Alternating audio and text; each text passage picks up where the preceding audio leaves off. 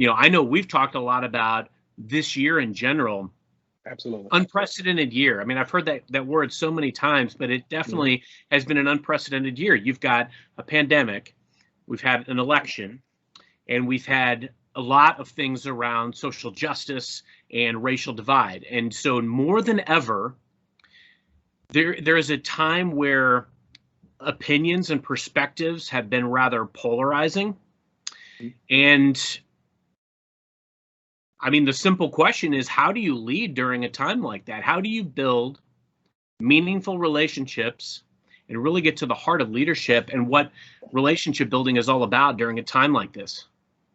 I think the very first step is acknowledgement or awareness, right? I think everyone, we're aware of what's going on in the world. As a company, any company, not speaking just of the company that I work with, you have to acknowledge what's going on in the world. When you acknowledge that as a leader, as an organization, that has a level of feel good to those team members. No matter how high they up or on the food chain, it doesn't matter, or if they're closest to the customer, it does not matter. It makes you feel good that it was acknowledged. So I think that's the first step. The second step is, I believe, to really, really engage with your team members. And when I say engage, I don't mean where Marco does all the talking. Mm, I mean where Marco sits there, he opens it up, and people can then speak and let their voices be heard. There's too many times where voices are not heard. I think everyone's voice wants to be heard at some point. So, as a leader, I pride myself on making sure that I create a platform for my employees, my team members rather, to be able to let their voices be heard, and let's talk. Let me know how you're truly feeling. How can I help? How can I support you? How can I have the small of your back? And I think those things are so important when you have so much change that's happened from a pandemic, social injustice, all of these different things, presidential election. You know, um, People need an outlet, and I think the biggest transition, March of 2020, right? Uh, Most organizations made a very quick pivot, and they decided to go virtual. That's something that a lot of team members, across the country had never experienced. They never experienced. We're all at home right now, working from home. I would be on conference calls and I see my team members working from home, but they also have a baby that's crawling over them. You know, and that's tough.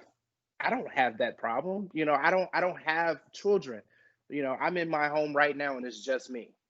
So I have to be able to show empathy in that situation as a leader to know that, hey, this particular person, they're dealing with something that you can't think to imagine what they're dealing with, while still having to perform at work to make sure that they are able to keep their employment, but even show up to work. They don't have a babysitter. The daycares are closed, schools are closed or doing virtual learning. So, I may be taking a call over here, but my son or daughter is right next to me and they're virtual learning and they're asking me questions on maybe a math problem, maybe reading comprehension, while also I have a customer in my ear.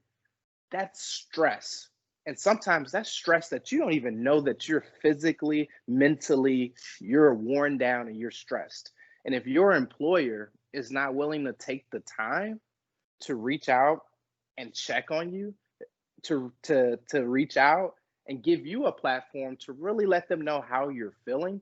And I think, one thing that I love about 2020 is I've seen so many organizations acknowledge the things that are going on. I've seen so many organizations change their HR policies and procedures to make sure that they have different programs for their employees, whether it be the EAP, employee assistance programs, things of that nature, and really trying to make sure that our team members, not just in my company, but multiple organizations, had a support system. And I think leading through that time, it's all about listening and how can you impact and help someone else? Not what they can do for you, but what can I do for you? How can I help you? Brilliant. Absolutely brilliant. I have a feeling you and I could probably solve some world problems together if given the opportunity. But, first things first, we've got people to take care of and quotas to hit. You said a lot of great stuff there, but, it takes a couple of seconds to reach out to somebody and check in and show you care. It really, literally a couple seconds. And I remember in the onset of the pandemic, I spent a lot of time just reaching out to colleagues and customers. It might have even been like with LinkedIn voice messages or leaving them a message or just giving them a call.